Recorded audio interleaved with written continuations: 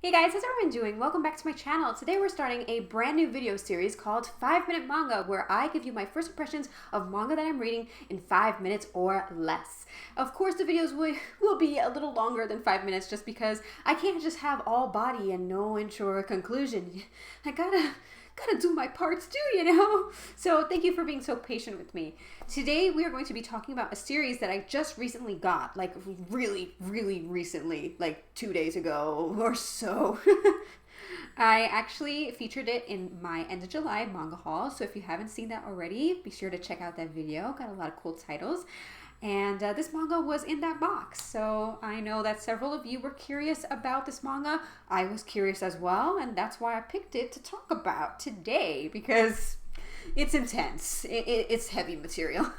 Today we are going to be talking about a manga called Yakuza Fiancé. This manga is by Asuka Konishi, who also worked on Haru's Curse. I absolutely loved that one-shot manga. This is published by 7 Seas and also rated older teen, 17 plus, for mature themes and mature situations going on.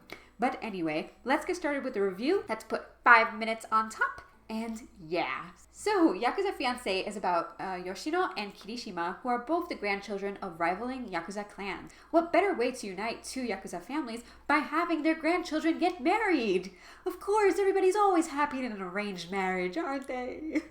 So, Yoshino is kind of reserved, kind of shy, and she has a face that is not very approachable, so she doesn't get a lot of men going after her. Then you have Kirishima, who is like Prince Charming. He is so handsome. He is so talkative, outgoing. He seems friendly. And that sort of crumbles towards the middle of this volume. That illusion, I'm telling you, it is just an illusion with this guy. He seems like he's everything. And oh yeah, he's a mess. That's what he is. This manga reminds me of all those dark romances that are trending on Book Talk right now, except that this doesn't have as much spice, but it has all of the mess. That's for sure. If you like romances that are messy, if you like relationships or reading about relationships that are messy, this manga is for you. This is the one that you gotta read. It is so messy, I am telling you. It is like a dark comedy / drama / romance. It is a mess. It really is. All right. So if you're looking for something cutesy and romancy and oh yay, no, it is not a happy one. It's a frustrating story. And towards the middle of the volume, this is where this guy kind of does the switch. He starts telling Yoshino, after they spend a bunch of time together, how he finds her boring. He doesn't find her attractive. She's just pretty and just typical, And I'm like, first of all, that was rude. I was already getting a bad hunch with this guy. And the next thing you know, and I'm telling you all of this as a warning, this is not really like a spoiler. I'm telling you guys because I feel like this is like a make it or break it for a lot of people. This was almost a make it or break it for me. He's like, oh, why don't you sell your body? Why don't you do that? You can make a lot of money off of that. I was like, dude. And after that point, I hated this guy.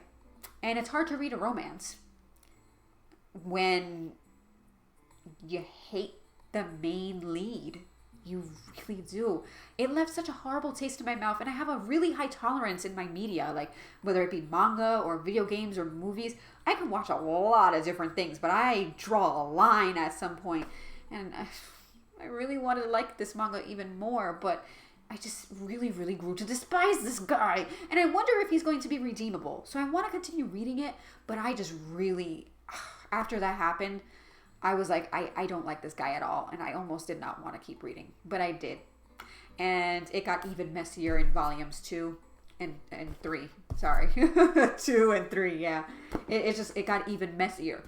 Not as brutal. He doesn't say anything as brutal as he did in this volume, but it's still a very messy relationship. It's not perfect in any way. So don't go looking for that, because you're not going to get that from this. What you will get, though, is Yoshino learning how to stand up to this guy and prove a point. Like, after he says all of that, Yoshino does something, I'm not going to say what, but she does something to prove a point, to show that she's better. And all of a sudden, he's like, please marry me, I love you. Like, you're amazing. So he kind of likes a girl who's going to stand up to him, a girl who's going to give him attitude and be really, He likes that thing. But girl, I would tell you to run far away. Do not get married to this guy. Please don't, Yoshino. It's one of those like toxic kind of relationships that I'm not really a fan of with reading. So I'm going to read more. I want to see if he's redeemable, but proceed with caution if you haven't read the series already. Pushing that all aside, Yakuza Fiancé is still entertaining. There's people getting beaten up, kidnappings, Yoshino getting bullied at school because, hey, why does she have the hot guy and nobody else does? And there's just a lot going on. I mean, they are both part of the Yakuza. There's comedy as well because Kirishima follows Yoshino like a puppy and she's like, no, no, no. That's where most of the humor comes in terms of the story. I still don't like Kirishima too much, but he's more tolerable in volumes 2 and 3.